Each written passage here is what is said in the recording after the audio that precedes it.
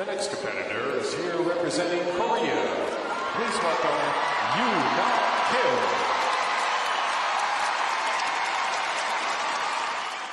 Se ei aivan riitä. Hänet arvioitiin tässä vaiheessa vapaa-ohjelman parhaaksi. Rochette kakkosena, Asada kolmantena. Keskinäinen järjestys japanilaisilla muuttui. Rochette säilyy kisan kärjessä. Ja sitten, tässä hän on. Kilpailun kärkinainen lyhytohjelman jälkeen. Hän oli eilen häikäisevä, mutta se ei tarkoita sitä, että tänään olisi varaa epäonnistumiseen. Ei todellakaan. Joskin hänelle riittää sellainen 115 pisteen suoritus maailman mestaruuteen. Ja se tulee ilman suuria epäonnistumisia. Toivottavasti nähdään yhtä huikea suoritus kuin nähtiin eilen. Yoona Kim, Korea.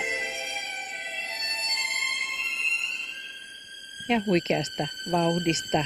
Kolmoisflippi, kolmoistulppi, yhdistelmä ohjelman alkuun.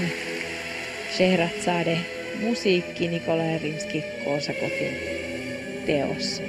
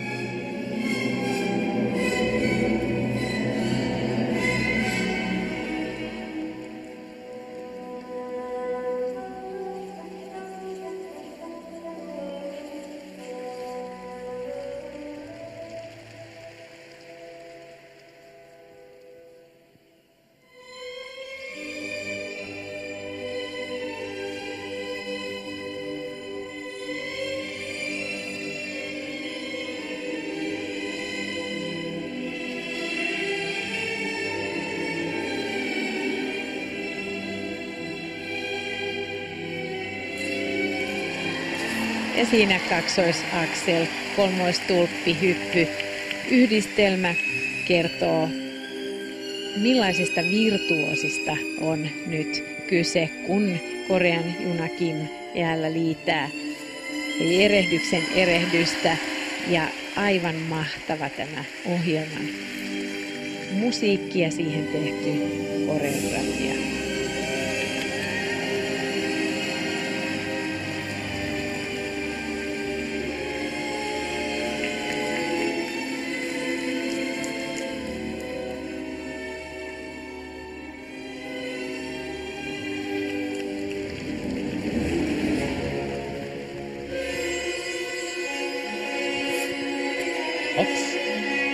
Pieni herpaantuminen Sarkovissa. Kuitenkaan mikään kone ole, vaikka hetki jo siltä näytti, kun kaikki mitä hän lähti tekemään onnistui. Nyt vaaditaan tarkkuutta loppuun asti.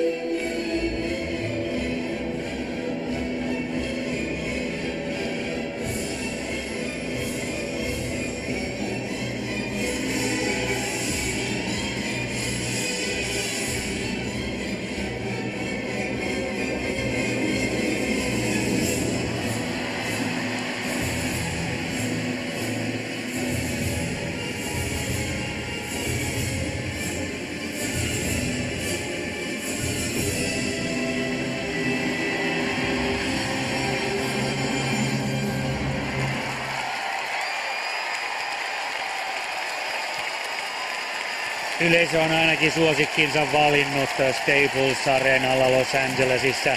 Yksi virhe sinne jäi, mutta enpä usko sen häiritsevän kokonaisuutta.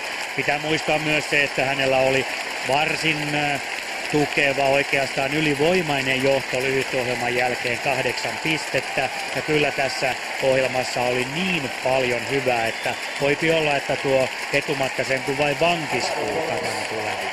Sekä voi jo melkein sanoa tuleva maailmanmestari Korean Yuna Kim että Joanie Rochette molemmat ovat onnistuneet tänä vuonna musiikin valinnassaan ja ohjelman koreografia valitessaan.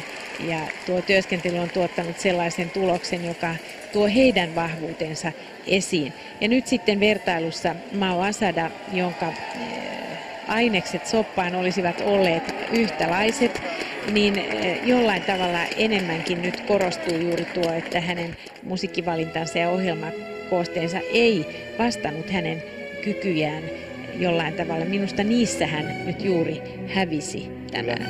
Ja sitten ehkä vielä sekin, kun painopiste oli siinä alun 2 kolmoisakselissa, niin ehkä sekin jollakin lailla sitten tavallaan myös sitoo, vaikka se on valtava mahdollisuus myös, hirvittävä piste, automaatti, jos kaikki menee kohdalle. Mutta katsotaan vielä Yuna Kimin hyppytekniikan ilmalentovaihetta, jossa nilkat ovat aivan toistensa kohdalla, joka sitoo tuon rotaation tiiviiksi. Ja hyppy pyörähtää silloin nopeasti ilmassa ympäri ja sallii luistelijalle tuollaisen keveyden. Brian Orser on hänen uusi yhteistyökumppaninsa, joka kertoi haastattelussa, että kun Yuna Kim hänen valmennuksensa saapui, hän oli vakava luistelija Koreasta ja nyt hänen ainoa tehtävänsä on ollut saada tämä tähti hymyilemään. Ja se on onnistunut. Brian Orser muuten nimitettiin luistelun Hall of Fameen ennen tämän vapaa-ohjelma-session alkamista ja tietysti ansioilla hän on 2-kertainen olympiakisojen hopeamitalisti vuosilta 84-88. Sitten 116 pinnaa riittää maailmanmestaruuteen. Veikkaan, että tulee jonkun verran enemmän. 131,59. Ja nyt käy sillä lailla, hyvät ystävät, että tässä mennään aivan käsittämättömiin yhteispisteisiin. Mennään nimittäin hyvän matkaa päälle 200 pisteen. 207,71. Hän on 16 pisteellä. 16 pisteen erolla maailmanmestari. Se ei oikeastaan enää selittelyä vai kaipaa. Häkellyttävä pistemäärä, yli 207. 207.